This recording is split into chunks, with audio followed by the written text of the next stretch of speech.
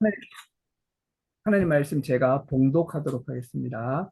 시편 103편 1절에서 5절 말씀입니다. 내 영혼아 여호와를 송축하라. 내 속에 있는 것들아 다 그의 거룩한 이름을 송축하라. 내 영혼아 여호와를 송축하며 그의 모든 은택을 잊지 말지어다. 그가 내 모든 죄악을 사하시며 내 모든 병을 고치시며 내 생명을 파멸에서 속량하시고 인자와 긍휼로 관을 씌우시며 좋은 것으로 내 소원을 만족하게 하사 내 청춘을 독수리같이 새롭게 하시는 도다. 아멘. 오늘 시편 103편 1절에서 5절 말씀으로 송축이라고 하는 제목으로 하나님의 말씀을 전하고자 합니다. 오늘 본문 말씀은 하나님을 송축하라라고 말씀하고 있습니다. 이 송축 찬양은 명령입니다. 명령.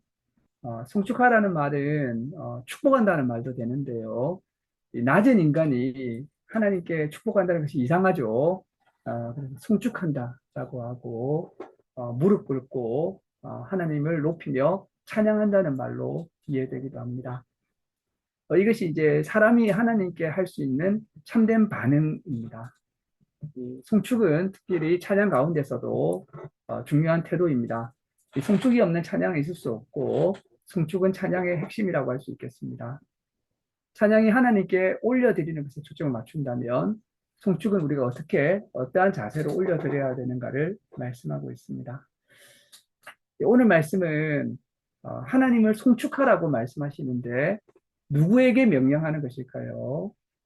내 영혼에게 명령합니다. 날마다 내 영혼에게 명령해야 됩니다. 저는 오늘 이런 생각을 했습니다. 우리 교우님들이 아침에 일어나서 내 영혼에게 거울을 보면서 내 영혼아 여호와를 송축하라. 하나님을 찬양하라고 우리에게 명령해야 됩니다. 네, 명령을 해야 됩니다. 영혼에게 선포하고 영혼에게 명령하는 거죠. 내 영혼에게 날마다 하나님을 찬양하고 하나님을 송축하라고 명령해야 되는 거죠. 이 하나님을 찬양하고 송축하는 것은 우리의 가장 기본적인 행동입니다. 하나님을 찬양하고 송축할 때 우리 삶에 새로운 일이 일어납니다. 하나님을 찬양하고 송축할 때 하나님의 나라가 임하게 됩니다. 주님의 나라는 찬양 가운데 임하십니다. 그만큼 중요한 일이죠. 과거에 제가 굉장히 감명받았던 책 중에 이 멀린 캐로두스 목사님의 감옥 생활에서 찬송 생활로라는 책이 있습니다. 어, 내 삶이 가장 어렵고 힘들 때 마치 감옥과 같이 고통 가운데 있을 때 억울하게 갇혀 있을 때 찬송하게 될 때 변화가 시작된다는 책인데요. 이 바울과 실라가 빌립보 감옥에서 찬송했을 때 옥문이 흔들리고 감옥터가 흔들리고 옥문이 열렸던 것처럼 이 찬양과 송축이 모든 것을 변화시킨다는 책입니다. 우리에게 찬양하고 송축하라고 말씀하고 있습니다. 누가 찬양하고 송축해야 되는가에서 기본적으로는 내 영혼이 하나님을 찬양해야 되죠. 영혼이 우리의 가장 핵심적인 부분이기 때문입니다. 그런데 한 단계 더 나가서 우리 본문 말씀은 내 속에 있는 것들이 다 찬양하고 송축해야 된다고 말씀하고 있습니다.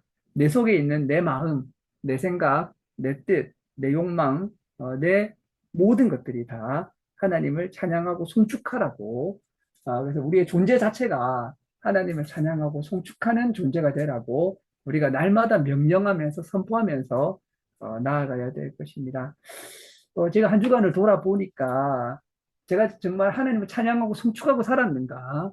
아니면 나는 이제 그 찬양과 송축의 마음을 쓰지 못하고 잊어버리고 살았는가?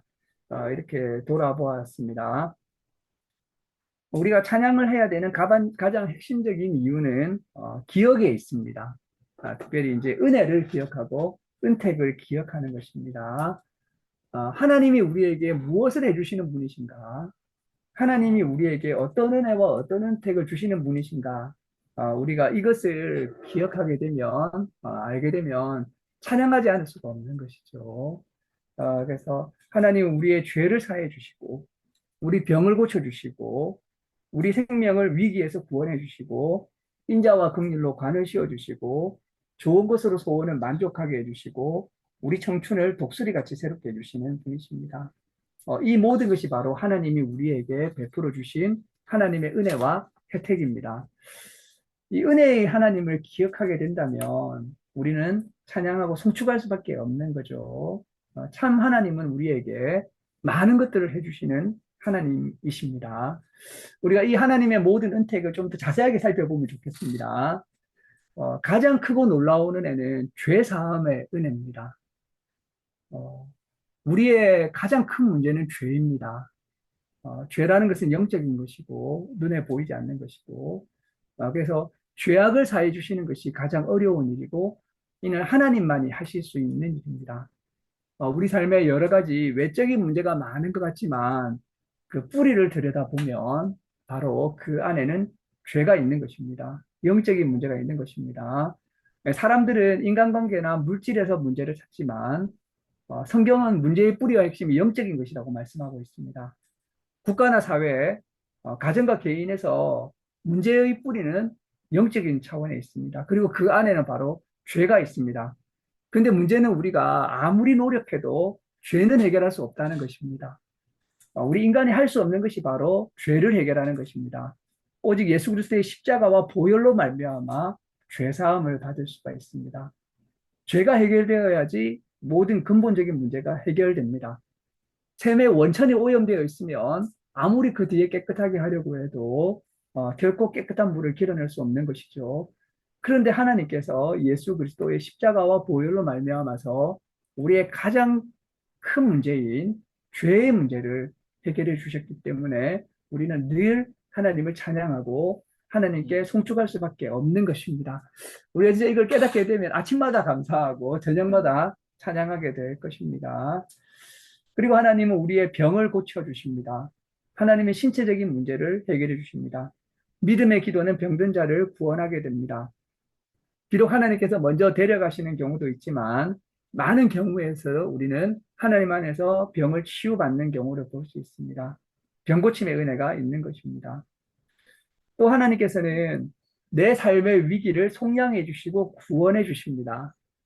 우리 삶에 얼마나 많은 위기가 있습니까? 저는 신앙생활에 어떤 과거를 돌아보니까 내가 참 많은 위기에서 은혜로 구원을 받았구나라는 고백을 하게 되었습니다.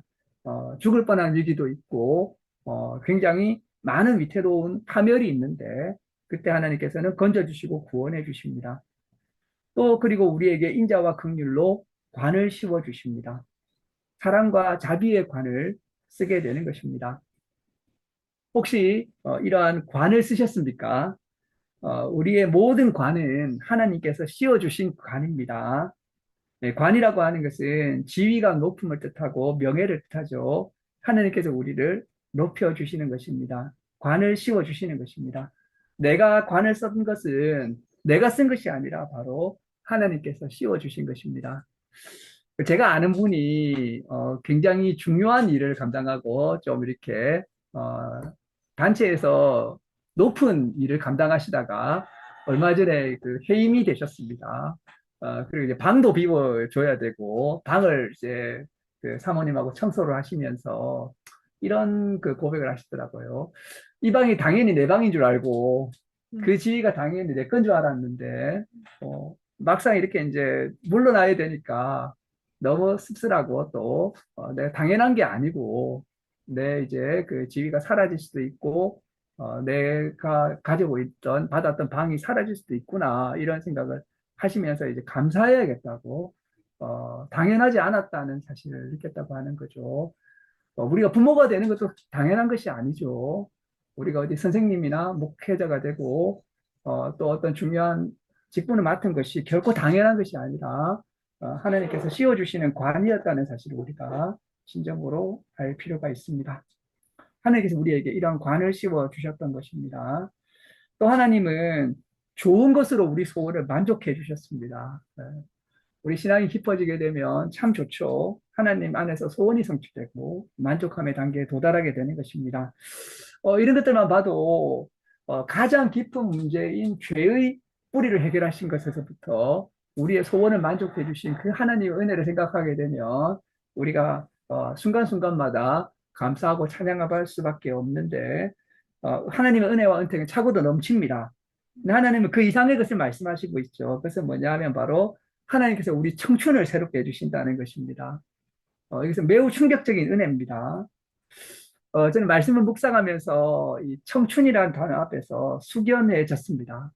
젊음이라는 단어 앞에서 숙연해졌습니다. 이 젊음과 청춘은 되돌릴 수 없죠. 우리 가장 젊은 우리 수아가 있지만 젊음과 청춘은 되돌릴 수 없고 그래서 아름다운 것이죠. 우리의 상식은 우리는 젊어질 수 없다는 것입니다. 한번 나이가 들면 청춘을 되돌릴 수 없는 거죠. 젊음과 청춘은 하나의 추억이 되는 것인데 근데 하나님께서는 우리의 청춘을 되돌리실 수 있다는 것입니다. 독수리 같이. 여기서 젊다는 것은 단지 신체적으로 젊은 것만을 말하는 것은 아닙니다.